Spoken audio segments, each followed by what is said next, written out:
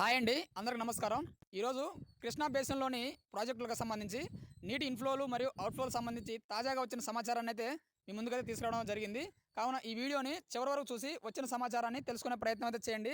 ఇంకా లేట్ చేయకుండా వీడియోలోకి అయితే వెళ్దాం. వివరాల్లోకి వెళ్ళినట్లయితే కృష్ణానది ఎగువన పశ్చిమ కనుమలలో గత 10 రోజులుగా కురుస్తున్న భారీ వర్షాలకు కర్ణాటకలో ఉన్న ఆల్మట్టి అదేవిధంగా తుంగభద్ర డ్యాములకు వరద నీరు అయితే పోటెత్తుతుంది. దీంతో ఆయా జలాశయాలలోకి భారీగా వరద నీరు వచ్చి చేరడంతో నిండుకుండలా మారి జలకలను అయితే సంతరించుకుంటున్నాయి. ఈ నేపథ్యంలో ఎగువ నుంచి వస్తున్న వరదను దృష్టిలో పెట్టుకుని డ్యామ్ అధికారులు ఎప్పటికప్పుడు వచ్చే నీటిని వచ్చినట్లు దిగువకైతే విడుదల చేస్తున్నారు. అయితే తాజాగా వచ్చిన సమాచారం ప్రకారం ఆల్మట్టి డ్యామ్కి 3 లక్షల క్యూసెక్కుల ఇన్ఫ్లో వస్తుండగా అది క్రమంగా పెంచి 3,50,000 క్యూసెక్కులను అయితే దిగువకి విడుదల చేస్తున్నట్లు డ్యామ్ అధికారులు అయితే తెలుపుతున్నారు. దిగువకి విడుదల చేసిన ఈ నీరంతా కూడా నారాయణపూర్ ప్రాజెక్టు చేరి అక్కడి నుండి నేరుగా జూరాల్లోకి చేరుతుంది. ప్రస్తుతం జూరాల ప్రాజెక్టుకి 3,40,000 క్యూసెక్కులు ఇన్ఫ్లో వస్తుండగా అంతే మొత్తాన్ని దిగువకి శ్రీశైలంలోకి అయితే విడుదల చేస్తున్నారు. అయితే వచ్చే ఇన్ఫ్లో మరింత పెరిగే అవకాశం ఉందని అధికారులు అయితే చెప్తున్నారు. మరోపక్క తుంగభద్ర జలాశయంలో కూడా భారీగా వరద నీరు వచ్చి చేరడంతో 1,20,000 క్యూసెక్కుల్ని దిగువకైతే విడుదల చేసినట్లు అధికారులు అయితే చెప్తున్నారు. శ్రీశైలం జలాశయంలోకి భారీగా వరదపోటు అయితే పెరిగిందండి. ప్రస్తుతం శ్రీశైలం జలాశయానికి 2,60,000 క్యూసెక్కుల ఇన్ఫ్లో వస్తుండగా 57,000 క్యూసెక్కుల్ని దిగువకి నాగార్జున సాగర్లోకి అయితే విడుదల చేస్తున్నారు.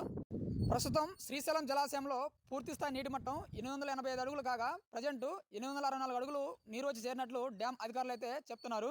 అయితే తుంగభద్ర నది నుండి విడుదల చేసిన నీరు ఈరోజు సాయంత్రానికి శ్రీశైలం చేరుకునే అవకాశం ఉందని డ్యామ్ అధికారులు అయితే అంచనా వేస్తున్నారు.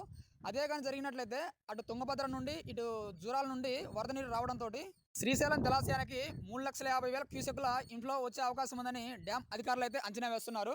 ఈ వరద ఇదే విధంగా కొనసాగినట్లయితే రానున్న 3 లేదా 4 రోజుల్లో శ్రీశైలం జలాశయం పూర్తిస్థాయి నీటి మట్టానికి చేరే అవకాశం అయితే ఉందని అధికారులు అయితే అంచనా వేస్తున్నారు. శ్రీశైలం జలాశయం పూర్తిస్థాయి నీటి మట్టం చేరినట్లయితే దిగువకి నాగార్జున సాగర్కి భారీగా వరద నీరు విడుదల చేసే అవకాశం ఉందని అధికారులు అయితే చెప్తున్నారు. అయితే ఎగువ నుంచి వస్తున్న వరద దృష్ట్యా నాగార్జున సాగర్ జలాశయం పూర్తిస్థాయి నీటి మట్టానికి ఆగస్టు 2 లేదా 3వ వారంలో చేరే అవకాశం ఉందని అధికారులు అయితే అంచనా వేస్తున్నారు.